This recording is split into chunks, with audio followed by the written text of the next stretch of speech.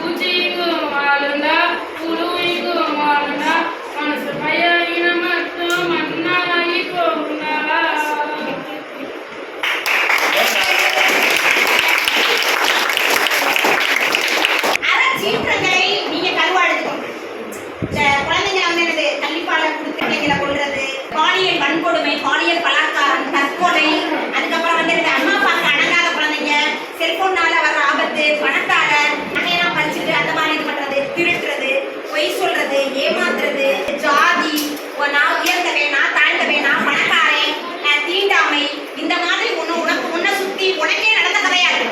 அம்பேத்கருடைய பேரு அது வந்து அவருடைய பேர் கிடையாது. ஆசிரியர் பேரை கொண்ட பற்றுனால தன்னுடைய பெயரை பீமாராவ் ராம்ஜி என்ற தன்னுடைய பெயரை அம்பேத்கர் அப்படிங்கிற ஆசிரியரோட பேரை மாற்றிட்டாரு அப்படின்னு சொன்னா ஆசிரியர் அவ்வளவு அன்பா இருக்காங்க. அப்படிப்பட்ட அறச்சீற்றங்களை நீங்க உங்களுடைய மைய கருத்தாக உங்களுடைய கதைக்கு எடுத்துக்கொண்டு நீங்க என்ன செய்யணும்? சிறுகதையை எழுத வேண்டும். சரியா? சிறுகதை எழுதலாமா? எழுதலாமா? எல்லாருமே கீரைக்காரி வரும்பொழுது அம்மாவை கூப்பிடவும், செய்தித்தாள் வரும்பொழுது அப்பாவை கூப்பிடவும், கற்றுக் கொடுக்காமலேயே கற்றுக்கொள்கிறது குழந்தை. இது ஒரு கவிதை. இதுலேயே உங்களுக்கு என்ன புரிஞ்சிச்சு? நீ சொல்லு. பேரண்ட்ஸுக்கு ஹெல்ப் பண்றாங்க, அம்மா சொன்னா கேட்கறாங்க. அது இல்ல, இதுல ஒரு அறச்சீற்றம் இருக்கு. அம்மா அப்பாவை கூப்பிட்டு தான் வாங்கணும். யார் வந்தாலும் என்னது உங்களுக்கு கூப்பிட்டு இனிய தமிழ் வணக்கம் கேள்வி தமிழ் சொன்னா திருடனா கூட இருக்கலாம். ஜோதி டீச்சர் சொன்னா எங்களுக்கு இனிய தமிழ் வணக்கம் கேட்க தமிழ் இந்தாங்க கரெக்ட். என்னது இதுல என்ன இருக்கு? என்ன அழைச்சிட்டு இருக்கு? கீரைக்காரி வரும்பொழுது அம்மாவை தான் கூப்பிடணும், அப்பாவை கூப்பிட்டா நம்மள. ஏன் கீரை வரும்போது அம்மாவை கூப்பிடணும்? வரும்போது அப்பாவை ஏன் அம்மா அப்பா அம்மா படிக்க கூடாதோ? ஹலோ, நாங்களும் ஒரு அம்மாவுக்கு 2 பையன் இருக்கு. ஏன் எங்களை கீரை வரும்போது மட்டும் நாங்கள் சமைக்கிறதுக்கு மட்டும்தான் நாங்களோ? நம்ம படிக்கிறதுக்கு அப்பாவோ? நான் சொல்றேன் சொல்லுங்க.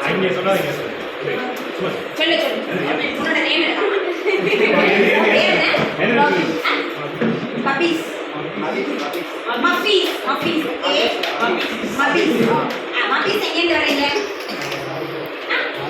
நாகர்கோவில் மபீஸுக்கு நல்லா கிளாப் பண்ணுங்க. ஓகே ரொம்ப வேர்க்குது மபீஸுக்கு நல்லா வேர்க்குதுப்பா. Okay super. சொல்லுங்க மபீஸ் சொல்லுங்க. கீரைக்காரி வரும்போது ஏன் அம்மாவை கூப்பிடுறோம்? ஏன் அப்பாவை கூப்பிட வேண்டியதானே? பொம்பளைங்கன்னா சமைக்கணும், ஆண்கள்லாம் என்னது படிக்கணும் அப்படிங்கிற அந்த இதை என்ன செய்யணும்? மாற்றம். 100 வருஷத்துக்கு முன்னாடியே முதல் ஆசிரியர் பெண் ஆசிரியர் யார் தெரியுமா? அதுலயும் ஜோதிராம் சொல்றான் பாரு. அவங்க வீட்டுக்காரர் ஜோதிராம். அந்த அம்மா பேர் என்னது? சாவித்திரிபாய். Very good. உன்னோட பேர் என்ன? சுசீலுக்கு நல்லா கை தட்டுங்க.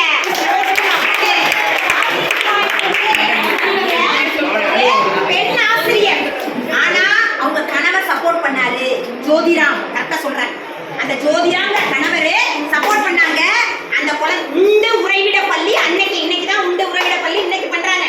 அன்னைக்கே முதல்ல பெண்களுக்கு கல்வி கொடுக்கணும், உண்டு உறைவிட பள்ளி பண்ணணும்னு சொல்லிட்டு ரொம்ப தூரத்துல இருந்து அவங்க என்ன பண்ணுவாங்களா, ஒரு பையில இன்னொரு சேலை, இப்ப நான் சேலை கட்டிட்டு வந்திருக்கேன், இன்னொரு சேலையை பேக்ல கொண்டுகிட்டு வருவாங்களாம்.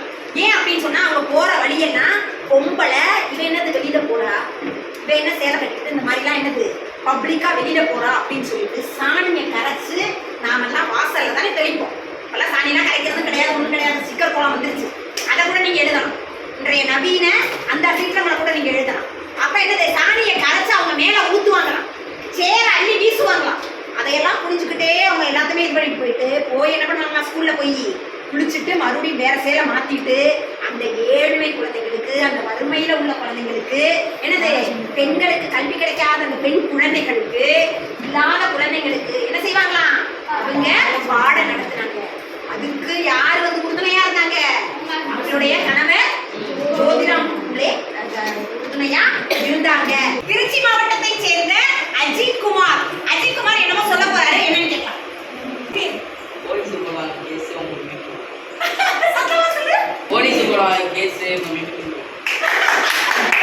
ஆங்கிலம் கலக்காம ஆங்கிலத்துல எழுதுனா ஆங்கிலத்துல எழுதுவோம், தமிழ்ல எழுதுனா தமிழ்ல எழுதுவோம். சரியா?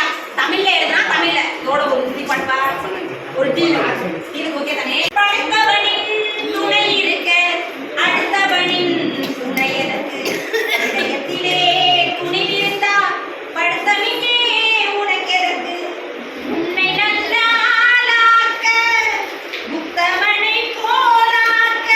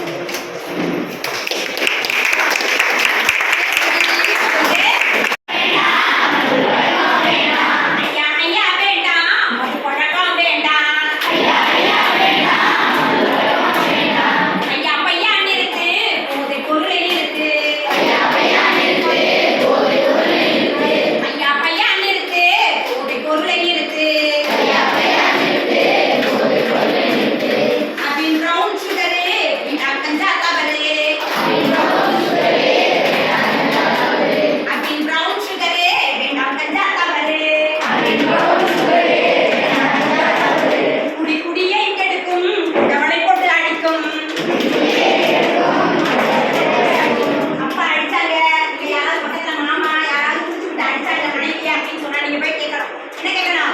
குடி குடியே கெடுக்கும் குண்டபடை போட்டு அடிக்கும். பாடு பாடு பாடு உதய ஒழிக்க பாடு. பாடு பாடு பாடு உதய ஒழிக்க பாடு. தேடு தேடு தேடு போதை உணவை தேடு. தேடு தேடு தேடு போதை உணவை தேடு. சரியா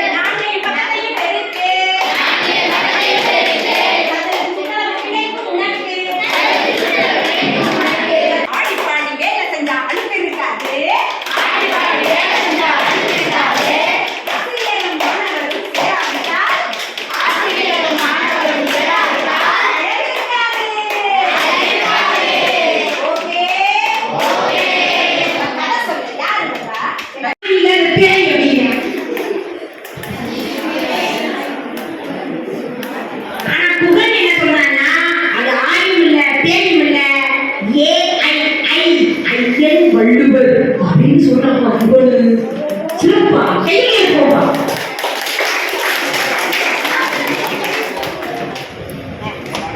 எல்லாத்துக்குமே இப்போ இருக்கிற போல அப்பவும் இன்சூரன்ஸ் போடுறாங்க. வாழ்க்கைக்கு கூட இன்சூரன்ஸ் போடுறாங்க. திருடங்களோட பக்கத்துல உட்கார்ந்தோம்னா நாமளும் திருடன் ஆக்கணுமா? கெட்டவங்களோட நாம இருந்தோம்னா நாம மட்டும் நல்லவளா இருக்கக்கூடாதா? கெட்டவங்களா தான் இருக்கணுமா? அப்படி இல்லை. கெட்டவங்களோட சேர்ந்தா அந்த கெட்டவங்களையும் நாம என்ன செய்யணும்? நல்லவங்களா மாத்தணும் இல்லையா? அப்படி நாம செல் பார்க்கிறவங்களையும் செல்லு பார்க்காம உங்களுடைய சொல்லை பார்க்க வைக்க வேண்டும் அப்படின்னு சிறப்பாக நம்முடைய குகன் தன்னுடைய AI கதையை சிறப்பாக ஒளிபரப்பிய குகனுக்கு நம்முடைய கையொலியை எழுப்பி நன்றியை தெரிவித்துக் கொள்வோம். தீர்வு அதுக்கப்புறம் அங்க நம்ம வேணா ஃபைட் வச்சுக்கலாம் அப்படின்னு சொல்றாங்க. இருக்கும் என் தமிழ் இருக்கும் இன்ற பொழுதில் பெரிதுவக்கும் தன் மகனை சான்றோன் என கேட்டத்தா என்னும் குரல் இருக்கிறாங்க. இப்பை மண்ணுக்கு உரமாக்கி உங்க வணக்கமே சிறப்பா இருக்குமா? உங்களிடை வந்து இருந்தோ தொலைவிழந்து எங்கொழியின் ஞானத்திருட பெற்று மாங்கவற்றுள் நின்னே தனியாடி வெங்கதிரோடு தன்னேர் இல்லாத தமிழை வணங்கிய தலைவா உன்னை நாங்கள் வணங்குகிறோம். உழைப்பை மண்ணுக்கு உரமாக்கி வெயில் மழை பாராமல் பாடுபட்டு சேற்றையும் சகதியையும் ஆடையாய் பசியினையும் பாடலோடு கடந்து பட்டாடை உடுத்தி அல்ல பாடுகளோடு உழைக்கும் உழவனின் வியர்வையை விழாவாக கொண்டாடும் நாளிதுவே. மஞ்சள் கொத்தோடு மாமரத்து இலையோடு இஞ்சி தண்டோடு எறும்பூரும் கரும்போடு புது பானையினை அலங்கரித்து புன்னகையோடு பூக்கோளமிட்டு அறுவடை செய்த நெல்மணிகளை கொண்டு அலங்காரமாய் ஆடை அணிந்து உணவினை உறவினர்களோடு இணைந்து கொண்டாடும் நாளிதுவே. களத்தில் வீரனாக பாசத்தில் அன்னையாக இருப்பவளே, வீரமான கொம்புகளுக்கு வண்ணம் பூசி மாலை அணிவித்து மாடுகளான உன்னை கொண்டாடும் மகத்தான மாட்டுப் பொங்கலே, பசியாற்றும் உன் தாய்மையையும் ஜல்லிக்கட்டில் உன் வீரத்தையும் கொண்டாடி மகிழ்கின்றோம். காட்சிகளுக்கு விருந்தளிக்கின்ற காணாயிடங்களைக் கண்டு கசப்பான நினைவுகளை மறந்து களிப்புடன் சுற்றம் கூடி சுற்றுலா செல்லும் நாள் காணும் பொங்கலே. தமிழர் திருநாளாம் பொங்கல் விழா தைத்திங்கள் நாள் விழா, தமிழினத்தின் தனி விழா பண்பாட்டு பெருவிழா. மனங்கள் பொங்க மனிதம் சிறக்க அனைவரும் பொங்கலை கொண்டாடி மகிழ்வோம். நன்றி. பொங்கலா பொங்கிட்டா இருப்பா மேடையில எழுத்தை, அந்த எழுத்து இயக்கத்தை, ஆக்கத்தை, ஊக்கத்தை இங்க தமிழோடு சேர்த்து பொங்கிய தூத்துக்குடி அன்பு நண்பா நீ வாழி, உன் தமிழ் வாழி, உன்னுடைய எழுத்தாக்கம் வாழி. வேற யார் வர்றாங்க? வாருங்கள். மேடை நமது, மேடை உங்களது. சடசடவென பறந்து பறவைகள் போல மாணவர்கள் குளிக்க சென்றனர். இளமை கடல் எழுத்தாளர் முகாமிற்காக பல பள்ளிகளில் இருந்தும் வந்தனர். அதில் நானும் ஒருவன். கலைகள் பல மாணவர்களிடம் நினைக்க இயேசு பேச பேச தூங்க நினைக்கலாம் என்று என் நண்பர் தமிழூரை நினைக்க நானும் துணை புரிந்தேன். ஆனால் வந்த ஆசிரியரோ சிரிக்க சிந்திக்க வைத்து, ஆசிரியர் என்பதை அம்மா என்று நினைக்க வைத்து, மேடை நமதே என்று மேடையை ஆசிரியர் அவருடைய தாக்கி எங்களுக்காக மேடை காத்துக்கிட்டு இருக்க என்ற அவருடைய வரி எங்களை தாக்கி கனலை காணல் நீர் போல காணலாய் தெரிந்தேன். ஆசிரியரின் பாட்டில், கதையில், கவிதையில் கூட்டி சென்றார். மேடை நமதே நமதே நமதானதே. அவருடைய மேடையாக மாறிவிட்டது. அவரை இந்த இருக்கையில் நாங்கள் அமரச் செய்கிறோம். இன்னைக்கு யாருடைய மேடை இது? என்னுடைய மேடை. உங்களுடைய பெயர்? எழுத்தாளர் கிஷோர் மூர்த்தி. எழுத்தாளர் கிஷோர் மூர்த்திக்கு இந்த மேடை அவருடைய மேடையானது. மேடை அவருடையது. மேடை யாருடையது? என்னுடையது. அது மாதிரி ஒவ்வொருத்தரும் என்ன சொல்லணும்? மேடை என்னுடையது, இருக்கை என்னுடையது. என்னால் முடியும், என்னால் மட்டுமே முடியும். என்னால் அன்றி யாரால் முடியும்? கிஷோர் மூர்த்தியால் அன்றி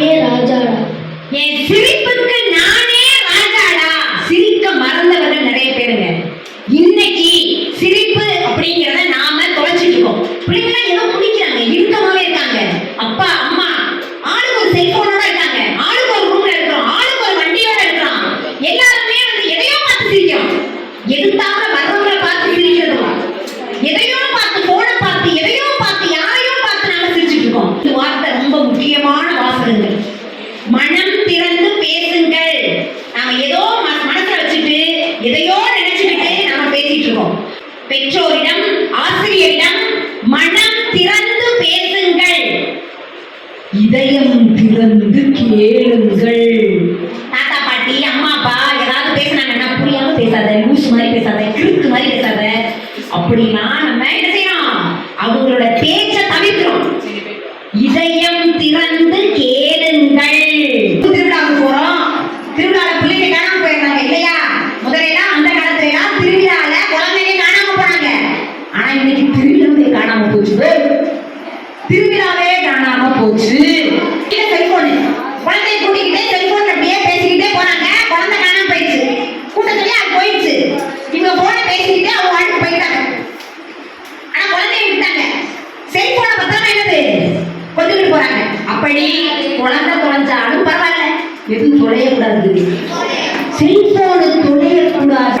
ஒரு ஊர்ல அப்பாவும் மகனும் இருந்தாங்க.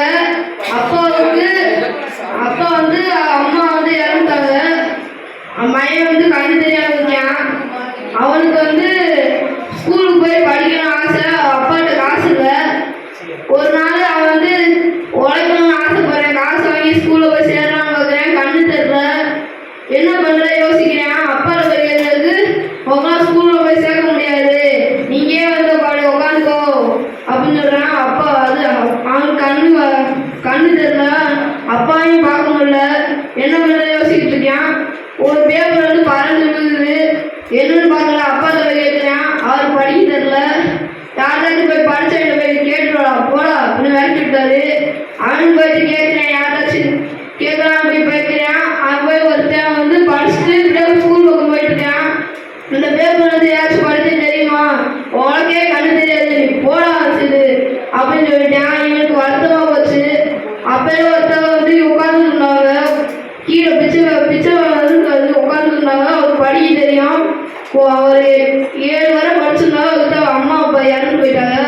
அவர்கிட்ட போய் கேட்டாங்க, இது மாதிரி இந்த பேப்பர் படிக்க தெரியுமா அப்படின்னு கேட்டாங்க. அவர் சொன்னாரு, இந்த மாதிரி கூலி வேலை வந்து பார்க்கலாமா, கண்ணு தெரியாதவர்களுக்கு கூலி வேலை பார்க்கலாமா இது மாதிரி அப்படின்னு சொன்னாங்க. இவங்க போயிட்டு கல்லூரி அப்போ எங்கே இருக்கு அப்படி கேட்டதுக்கு, ஒரு பக்கத்து ஊரில் இருக்கா, அந்த ஊரில் கூலி வேலை பார்க்கலாம் அப்படின்னு சொன்னாலும் இவன் ஓடி போய் பார்க்குறான். அங்கே வந்து ஒரு இது மாதிரி ஒரு டப்பாவும் இருக்கா. டப்பா வந்து எடுத்து ஒரு பேப்பர் பார்க்கணும், அந்த பேப்பர் ஏதாச்சும் தான் காசு தருவாங்க அப்படின்னு சொன்னாங்க. இவன் போய் சேர்ந்து ஓடி போய் பார்க்குறான். ஒரு பேப்பர் டப்பா இருக்குது. அவன் கண்ணு தெரியல. சும்மா ஒரு பேப்பருக்கு எப்படியோ கையில் எடுத்து கொடுக்குறான். அதில் அவனுக்கு ஒரு 1000 ரூபா கிடச்சிது. அது அந்த 1000 ரூபா கொடுத்துட்டாங்க. வீட்டுக்கு மறுபடி ஓடி போய் அப்பாட்டு கொடுக்குறான். அப்பா வந்து அந்த காசு வந்து இவன் ஸ்கூலுக்கு படிக்க வச்சுட்டு இந்த காசு வந்து அவனுக்கு குளிச்சு கால் எடுத்துட்டாரு. சிறப்பு. சிறப்பான ஒரு கதையை ஒரு குறுகிய காலகட்டத்தில் சிறப்பாக சொன்ன பிரதீபனுக்கு நம்முடைய நெஞ்சம் நிறைந்த வாழ்த்துக்களை நம்முடைய எழுத்தாளர் இயக்கத்தின் சார்பாக வாழ்த்துக்களை தெரிவித்துக் கொள்வோம். நன்றி. இதை சொன்னோன்னு எனக்கு ஒரு ஞாபகம் வருது. ஒரு விடுதியில் இருக்கக்கூடிய மாணவன், அந்த மாணவனுக்கு செல்போன் வாங்கணும். ஏன்னா பக்கத்துல பசங்க எல்லாம் தெரியாம செல்போன் வச்சிருக்காங்க. இவனும் செல்போன் வேணும் அப்படின்னு சொல்லிட்டு அட்டம் பிடிச்ச ஒரு அப்பாட்ட வந்து ஒரே அழுகிறான். Android phone, button phone. அந்த பட்டன் போனை வாங்கி அவங்க அப்பா என்ன பண்றாரு, அவனுக்கு அனுப்பி வைக்கிறாரு. ஒரு கவர்ல வச்சு அனுப்பி வச்சோடனே என்ன பண்றான், விடுதி காப்பாளர் கொண்டு வந்து கொடுக்குறாங்க. அவன் உங்க அப்பா வந்து போன் கொடுத்து விட்டாங்க, ஆனா நீ பயன்படுத்தக்கூடாது, இருந்தாலும் அதை வச்சு பாரு அப்படின்னு சொல்லும்போது உள்ள பாக்குறான். பார்த்தா பட்டன் போன். அதை பார்த்த உடனே அவனுக்கு ரொம்ப கடுப்பு. அவன் வந்து ஆப்பிள் போன் ரேஞ்சில் அவன் நினைச்சது. ஆனா ஒரு ஆண்ட்ராய்டு போன் கூட இல்ல, டப்பா போனு, பட்டன் போனு.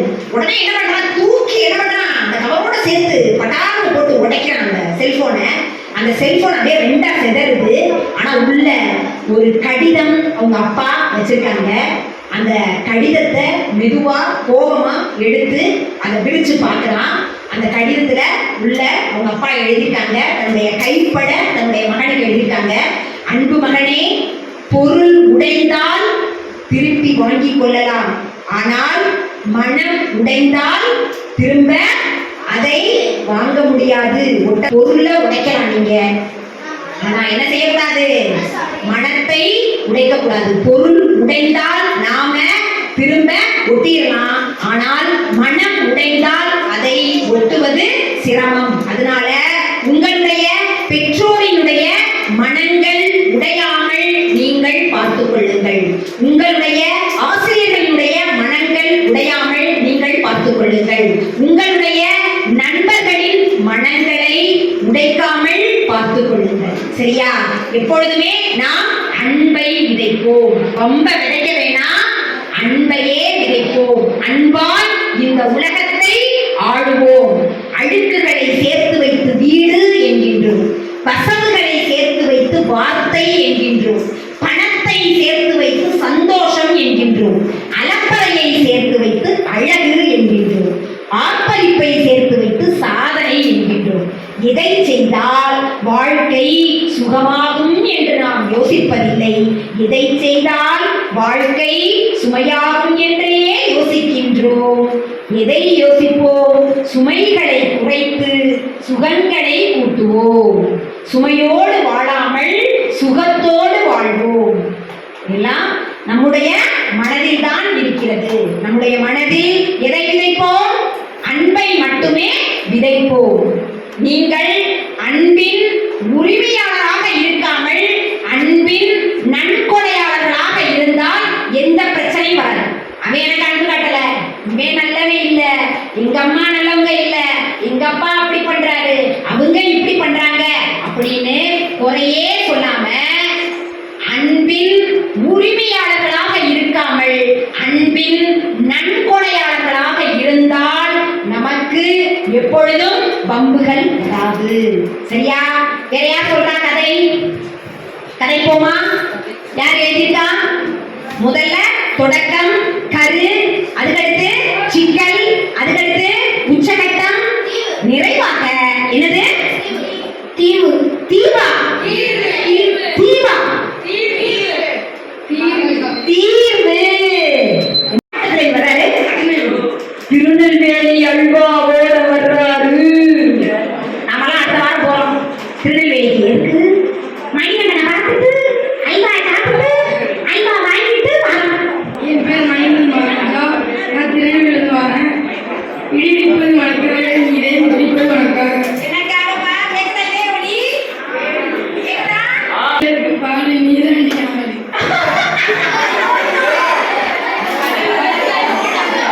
மெய் மறந்து போனதால் கை மறந்து போனார்கள். முயற்சியை கைவிடக் கூடாது. எதை கைவிடக்கூடாது?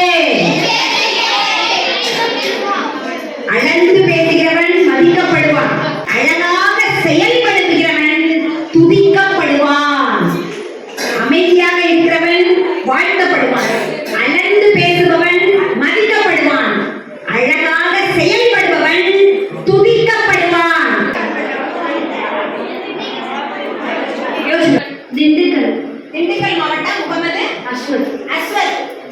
தாயான உன்னை ஒரு முறை சொல்லுங்க. கண்ணுக்கு பிடித்தது வெண்ணெய், எனக்கு பிடித்தது தமிழ் தாயான உன்னை. நன்றி, நன்றி. என் பேர் வசந்த். நான் திண்டுக்கல் மாவட்டத்திலிருந்து வந்திருக்கேன். பூக்கும் மலர் ஒன்று, நான் பார்க்கும் மலர் இன்று. என்னதானா? நன்றி, நன்றி. நீங்க வாங்க. என் பேர் வி சாருங்கேஸ்வா. நான் மணப்பாறை மாவட்டத்தில் வந்திருக்கிறேன்.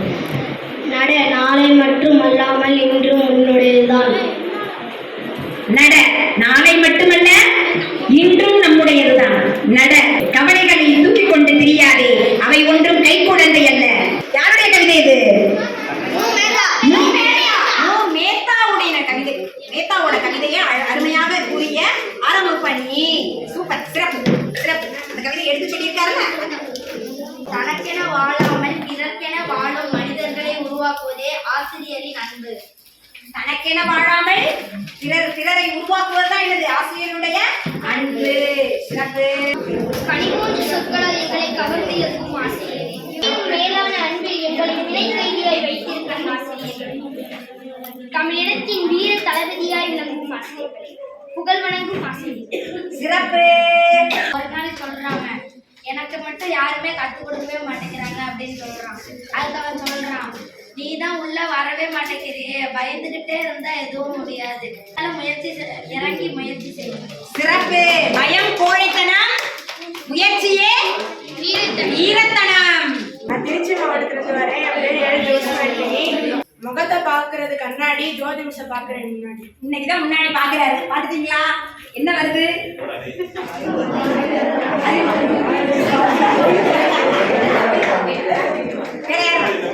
வணக்கம், என் பேர் பி சாரங்கா. நான் மணப்பள்ளியில் வரேன்.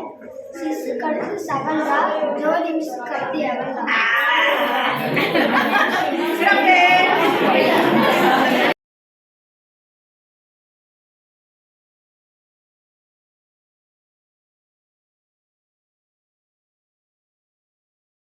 செல்ல குட்டி தேனாக நீ வாழ்க, தித்திக்கும் தேனாக நீ வாழ்க, உழைப்பை கூட்டி வெற்றியை நாட்டி தமிழாய் நீ வளர்க, தீயின் தமிழாய் நீ வளர்க, புத்தகம் படித்து புதுமை படித்து சூரியனாய் ஒளிந்து பிரபஞ்சத்தில் சூரியனாய் ஒளிந்திடு, கருவறை விட்டு புவியரை வந்த அழகிய நாள் என்று.